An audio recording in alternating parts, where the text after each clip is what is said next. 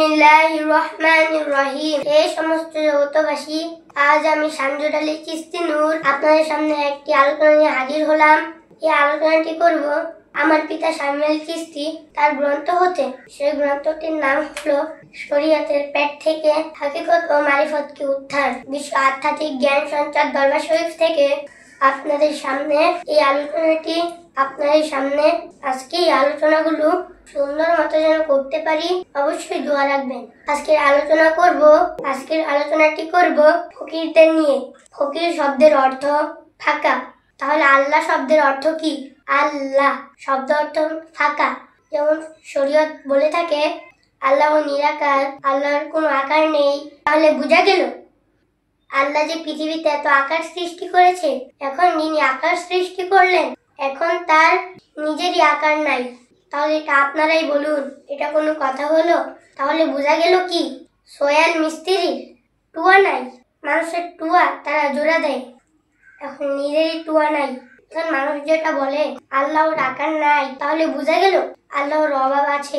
আল্লাহকে যারা বলবে আল্লাহর অভাব, তারা মৃত্যুর পর দিতে পারবে না জবাব।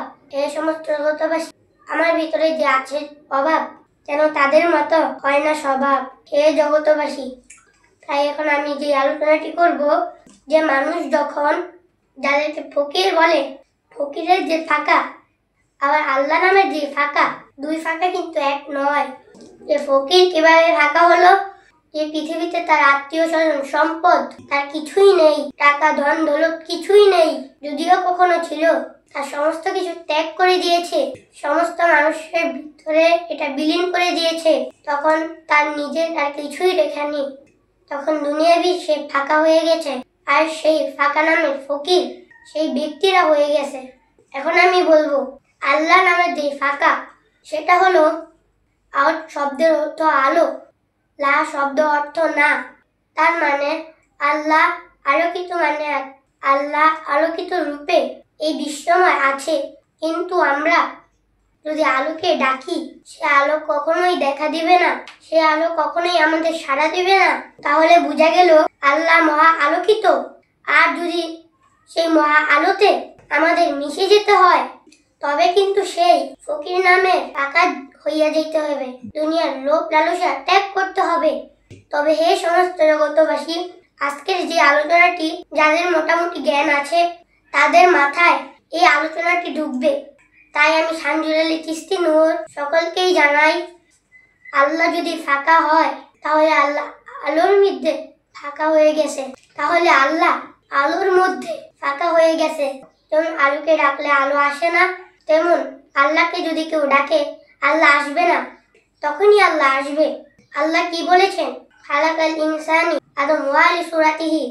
আল্লাহ বলেছে যেই আদম, তার পৃথিবীতে যে কোনো ব্যক্তি যদি নিজেকে পবিত্র করতে পারে, তার কালবের মধ্যে আল্লাহ বসে, আল্লাহ বসিয়া সেই ব্যক্তির মুখে কথা বলে, তখন সেই কথাগুলো কেউ যদি মানে, তাহলে সে ইহকাল পরকালের বাদশা হয়ে যাবে। হে সমস্ত জগতবাসী, আজকে আপনাদের সামনে আরো একটা আলোচনা করব। সেই আলোচনাটি হলো এই পৃথিবীতে মানুষ যখন জন্ম নিয়ে এসেছে, বাড়ির জন্য কাঁদে, গাড়ির জন্য কাঁদে, সম্পদের জন্য কাঁদে, সন্তানের জন্য কাঁদে, কিন্তু তারা দিন দিন পড়ে গেল এই দুনিয়ার মায়াজালের ফাঁদে। তখন তাদের উদ্ধারের পথ থাকে না। তাই বলবো আমি শামসুর আলী চিশতি নূর, যে হে জগতবাসী, সকলের চরণে হাত রাখি, চলাফেরার পাশাপাশি সম্পদ থাকুক, গাড়ি থাকুক, বাড়ি থাকুক, যাই কিছু থাকুক, আল্লাহর যে ইবাদত করব, এই ইবাদত করার আগে আমাদের জানতে হবে কিভাবে ইবাদত করতে হয়।